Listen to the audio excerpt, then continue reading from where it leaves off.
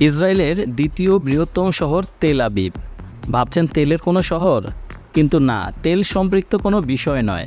তেলের শহর না হলেও এই শহরকে ধরা হয় পাপের শহর হিসেবে।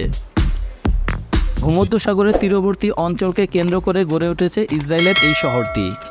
বর্তমান বিশ্বের সবচেয়ে ব্যয়বহুল শহরগুলোর তালিকার মধ্যে তেল আবিবের নাম থাকবে শুরুর দিকেই। নাইট ক্লাব, বার, ডিজে পার্টি সহ সব কিছুরই ব্যবস্থা আছে এখানে।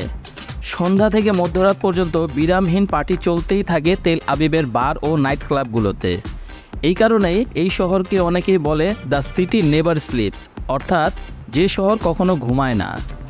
রাতের এই উন্মত্ততার কারণে তেল আবিবকে ইসরায়েলের পাপের শহরও বলা হয়।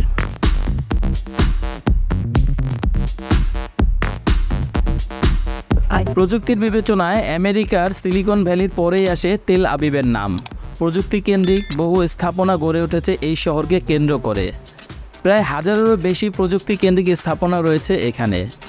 আধুনিক রাস্তা, পার্ক, লেক, কৃত্রিম বনসহ নাগরিক জীবনের সকল সুযোগ সুবিধাই রয়েছে এখানে।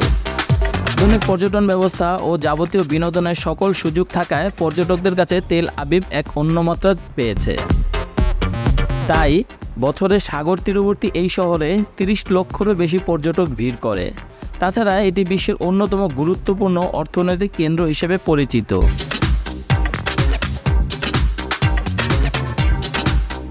তেল আবিব শহর প্রতিষ্ঠিত হয়েছিল 1909 সালে।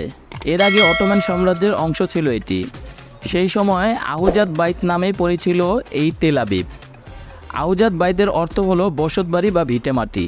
পরবর্তীতে বাইবেল থেকে অনুপ্রাণিত হয়ে নাম দেওয়া হয় তেল আবিব, বাংলা করলে যার অর্থ দাঁড়ায় বসন্তের তিলা।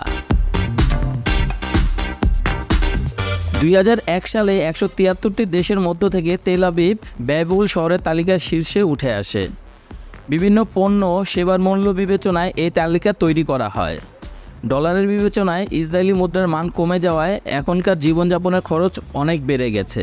বিশেষ করে পরিবহন খরচ ও নিত্য প্রয়োজনীয় জিনিসপত্রের দাম ঊর্ধ্বগতি দেখা যাচ্ছে।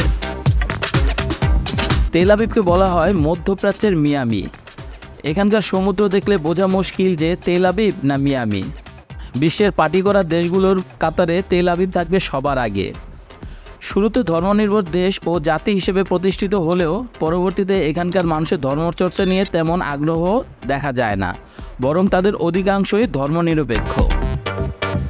এখানকার মানুষ আমোদে ফুর্তিতে এমনভাবে মেতে থাকে যেন তারা রাজনৈতিক পরিস্থিতি ও অস্থিরতার কথা ভুলেই গেছে। এসব দিক বিবেচনায় অনেকেই কাছে পাপের নগরী বলে বিবেচিত হয় তেল আবিব।